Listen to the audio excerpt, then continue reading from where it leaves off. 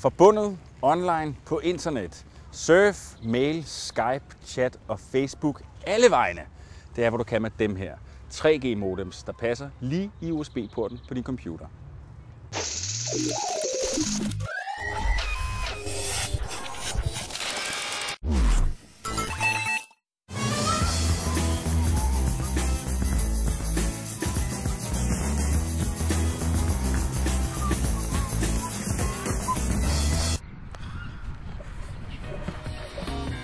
Hej og velkommen til So ein Ding Mobil 3G Data Special. Reelt så er de her 3G-donkler en ekstremt nedbarberet mobiltelefon. Indeni der sidder et helt almindeligt SIM-kort. Så sætter man den til med USB til computeren. Computeren snakker med den. Den her snakker med internettet.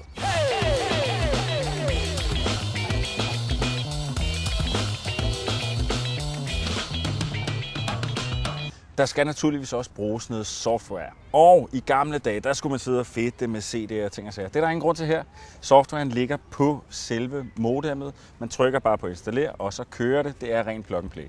Retfærdigvis så skal siges, at softwaren på den her Sony Ericsson-ting fra Sonofon, det er noget skrammel. Det er langt dårligere end de andre, og det gælder både på Mac og Windows.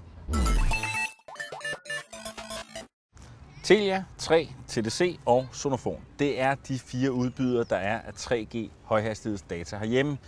De andre udbydere, M1, Fullrate, Telmore, Oyster, hvad de ellers hedder, de bruger de andre selskabers net. Så tænker man, de gør nogenlunde det samme, de her. De går alle sammen på nettet, jamen, så skal man vel bare vælge den, der er billigst. Nej, det skal du ikke. Der er nemlig forskel. Der er forskel i den hastighed, som du kan downloade med. Altså, hvor hurtigt det går, når du surfer og henter store mails og sådan nogle ting. Og derudover, så er der forskel i dækningen.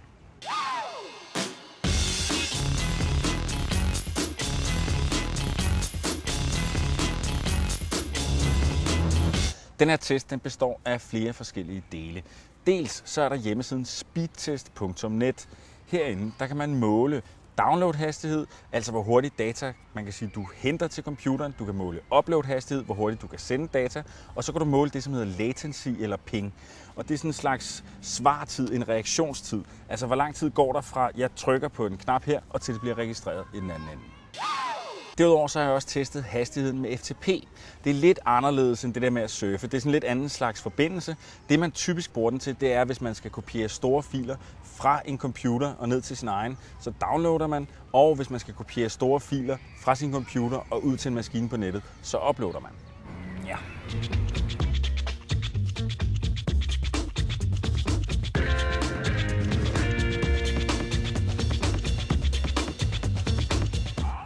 Her i København, i Kongens Have, der er det 3, der kommer ind på en førsteplads. Via den her speedtest.net, så måler vi en gennemsnitfart i download, altså data til computeren, på 4,61 megabit i sekundet.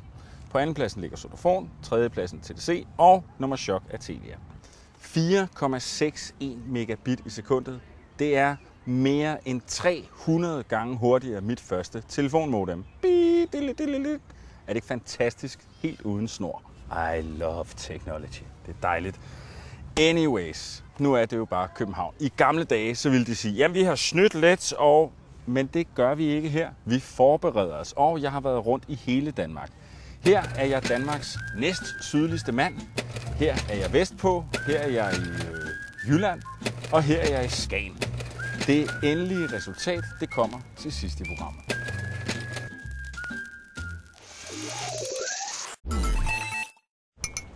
Det er blevet tid til denne uges guide. Vi skal se på, hvordan du kommer på nettet med din computer, uden at investere i sådan en separat 3G-modem.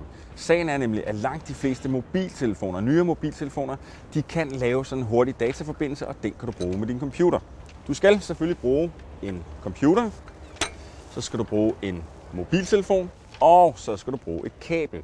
Grunden til, at jeg foretrækker at forbinde computeren og telefonen med kabel, det er i virkeligheden, at man siger, tit så vil du kunne forbinde med Bluetooth, men det bruger en masse strøm, og den her dataforbindelse, den bruger også en masse strøm. Når du sætter dem sammen med USB, så lader computeren samtidig telefonen, og du undgår at løbe tør midt i alt dit surferi. Derudover så skal du selvfølgelig bruge noget software. og det finder du på telefonproducentens hjemmeside, altså typisk Samsung, LGE, Nokia eller Sony Ericsson, som tilfældet er her. Derefter så er det stort set bare at sætte tingene sammen. Den her ryger i telefonen, USB-stikket i computeren, og starter den software, som hører med. Så er der forbindelse mellem computeren og telefonen. Og herinde i det her Sony Ericsson software, der går jeg herover på Internet Connection, klikker på Connect. Checking login and password. I de fleste tilfælde så er der ikke brug for at konfigurere noget på computeren, fordi så længe du har en internetforbindelse på din telefon, der er sat op, så er det jo den, som computeren bruger. Så det er bare klik i med stikket, og så kører bussen. I gamle dage, dengang man gik på nettet via et modem, der ringede op, sådan, der kunne man jo godt sidde og være nervøs for, om tante Anna hun nu skulle ringe, mens man sad og surfede rundt. Det behøver man ikke at være nervøs for med sådan en 3G-forbindelse. Kan I lige prøve? Der kan man nemlig godt snakke i telefon og bruge dataforbindelsen samtidig. Jeg prøver at se, jeg har forbindelse til nettet, og voilà, og så kan jeg sidde og snakke med mig selv. Det er ret mærkeligt. Hallo. Enkelt og lige til, men husk altid at læse det med småt. Sagen er, rigtig mange af sådan nogle normale mobilabonnementer, de har en helt uhyrlig høj megabyte-pris. Altså prisen for den mængde data, du henter med det abonnement. Jeg tjekkede hos TDC, de har et abonnement, hvor du betaler 12 kroner per megabyte. Og når der sådan er rigtig godt hul igennem til nettet, så kan det faktisk oversættes til 180 kroner i minuttet, eller godt 10.000 kroner i timen. Så tjek dit abonnement, inden du går helt surf amok. Det kan blive rigtig dyrt, hvis ikke du ser dig for. Måske dit selskab har en eller anden pakke, man kan få med nogle megabyte for et eller andet. De er som regel til at handle med. Det gælder jo om at holde på kunderne. Vi har tidligere nævnt hjemmesiden The Pirate Bay og den forhåndscensur, som din internetforbindelse er genstand for. Nu er de 4 bagmænd blevet dømt 1 års fængsel ved en svensk domstol. Tag det roligt, der vil ikke ske noget med The Pirate Bay, der vil ikke ske noget med os, og der vil ikke ske noget med fildownload. Det udtaler talsmand Peter Sunde. Sidst jeg tjekkede, der fik The Pirate Bay flere danske besøgende end Berlingske Tidende, Skat, QXL og De Gule Sider. Det er blevet tid til at finde Danmarks bedste mobile 3G-dataforbindelse. Jeg har testet det her i 13 forskellige danske byer, tilfældigt udvalgt og tilfældige steder i hver af de byer. Jeg har testet i alt 260 gange, og vinderen kom ud med en gennemsnits downloadhastighed på over 3,5 megabit i sekundet. Det er ikke så let. Vinderen er 3.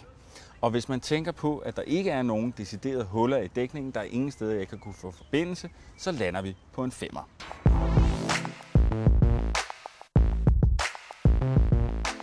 Inden vi runder af, et lille forbrugertip. Ligesom TDC har deres billigmærke Telmore, så har 3 også et billigmærke. Det hedder Oyster. Der er nogle begrænsninger på det her i forhold til 3. Til gengæld er det langt billigere, og det bruger stadig 3's net. Det var et lille tip. Og omkring sådan en test her, der er vanvittigt meget mere at sige. Der er en masse detaljer omkring, hvordan testen er lavet og sådan nogle ting. Det kan du se i ekstra materialet. Det er inde på vores hjemmeside dr.dk/ding. Og det er også her, du kan se det her. Et overdrevet cool og meget veludført Google Map, hvor at du kan muse rundt og se detaljer fra alle de forskellige steder, vi har været. Det var ordene for nu. Jeg håber, du nød det. Ha' det godt. Hej.